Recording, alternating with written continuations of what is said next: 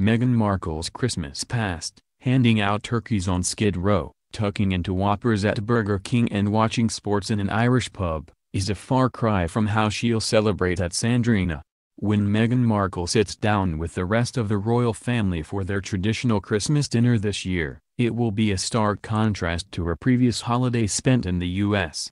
Long before meeting husband Prince Harry, Meghan had spent the holiday season delivering turkeys to homeless shelters in Skid Row, a square mile of downtown Los Angeles packed with thousands of destitute people who seek shelter in dirty tents on the sidewalks.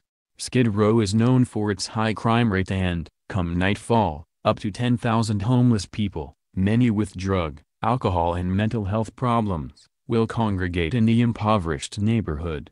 But that didn't stop the Markle family from helping those in need. Meghan's parents Thomas Markle and Doria Ragland insisted on handing out turkeys at holiday times. At one stage, Markle even volunteered at Hippie Kitchen, a long-standing Skid Row soup kitchen. In an essay on her humanitarian work, Markle once wrote, "My parents came from little, so they made a choice to give a lot, buying turkeys for homeless shelters at Thanksgiving, delivering meals to people in hospices, giving spare change to those asking for it. It's what I grew up seeing, so it's what I grew up being, a young adult with a social consciousness to do what I could and speak up when I knew something was wrong." What a difference from the opulent surroundings of Sandringham House, in Norfolk, where the royals have been enjoying the Yuletide every year since 1988.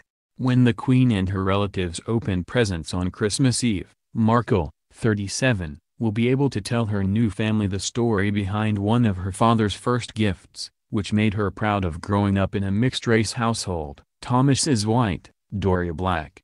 According to Andrew Morton's biography, Meghan Markle, a Hollywood princess, her father bought 2 sets of heart dolls containing the traditional nuclear family unit of mother, father and 2 children.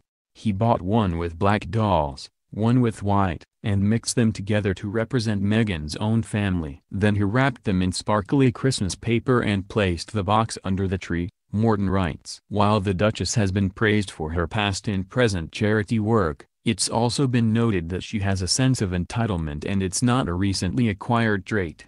Harry was quoted as saying, "What Meghan wants, Meghan gets," but apparently her father also doted on the Duchess. Growing up as the favorite of her father, she demanded what she wanted at Christmas and pretty much always get it, much to the annoyance of her half-siblings, Thomas Jr. and Samantha, Morton's book claims. Morton writes, Samantha often told the story of the time before Christmas when Meghan was looking at a jewelry catalog and picking out a ring, which Tom Sr. had promised as a gift. She teased her much older sister by saying that whatever her father bought, Samantha, Meghan would receive the most expensive gift as she was the most favored child. During the holiday periods, while living in Woodland Hills, the Raglands and Markles would get together for a true Southern feast of sweet potato pie, gumbo, ham hocks and beans, which Thomas Jr. recalls as good times, adding, "They were happiest people with a real sense of family." The royal Christmas dinner will be a whole new ball game, with the youngest princes and princesses eating separately from the adults and cared for by nannies, a tradition which means Markle's newborn will be in a separate room from her next year, unless Meghan insists otherwise.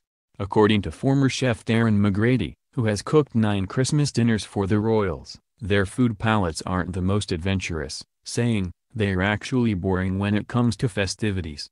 Turkey, different stuffings, sage and onion, chestnut, and the traditional sides like roast potatoes, mashed potatoes, parsnips and Brussels sprouts. The pudding was made in pudding basins, turned out, decorated in holly, doused in brandy, and then the palace steward would carry it, flaming, into the royal dining room." It was so traditional. While studying at Northwestern University in Chicago, if she didn't go back home to Los Angeles for Christmas, Meghan would stay on campus and hang out at her women's sorority, Kappa Kappa Gamma, where she handily lived next door at the North Mid-Quad halls of residence.